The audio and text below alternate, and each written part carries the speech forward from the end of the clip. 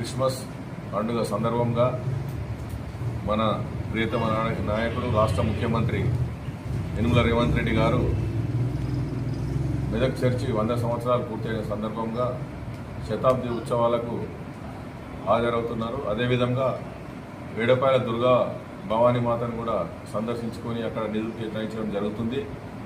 ఇప్పటి వరకు ఏ ముఖ్యమంత్రి దుర్గా భవానీ ఆలయాన్ని సందర్శించలేదు. ఇది రేవంత్ రెడ్డి గారి ప్రత్యేకత.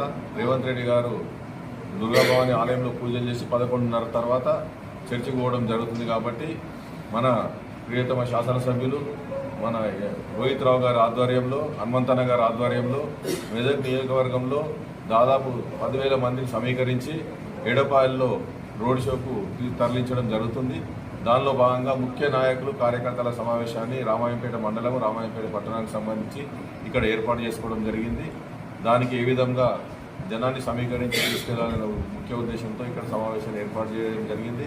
అదేవిధంగా ఈ ప్రాంత సమస్యలను కూడా ముఖ్యమంత్రి గారి దృష్టికి ఎమ్మెల్యే గారు తీసుకెళ్లబోతున్నారు. ముఖ్యంగా రామాయంపేట రెవెన్యూ డివిజన్ అంశం అయితేంది, బైపాస్ రోడ్ అయితేనేది, మన పట్టణంలోని ఇంకా అభివృద్ధి కార్యక్రమాలు, వాటి మల్లె చెరువు గురించి కూడా చెప్పడం జరిగింది. ఏవైతే శాశ్వత భవనాలు లేవో ఎంఆర్ఓ ఆఫీస్ కానీ, రెసిడెన్షియల్ డిగ్రీ కాలేజ్ కానీ, అవన్నిటి కూడా శాశ్వత భవనాల గురించి కూడా ఎమ్మెల్యే గారు రిప్రజెంటేషన్ ఇవ్వడం జరుగుతుంది. దానిలో భాగంగానే ఇక్కడ సమావేశం ఏర్పాటు చేయడం జరిగింది. పట్టణంలో పాత బస్ స్టాండ్ చిన్నగా అయినందున ఎక్స్ప్రెస్ బస్ స్టేషన్ను హైవేపై ఎక్కడైనా ఏర్పాటు చేయడానికి కూడా నిధులు అడగడానికి సీఎం గారికి కోరడం జరుగుతుంది.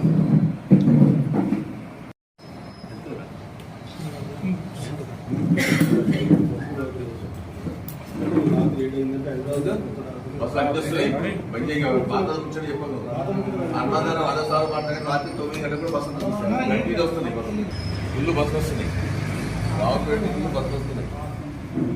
మనం రాకముందు రాలేదు. 100 సార్లు మాట్లాడాడు డిపోలో. నాన్ స్టాప్ ఆపుతలేరు. నాన్ స్టాప్ ఎందుకు రామాయంపేట ఊర్లకు ఇంతకుముందు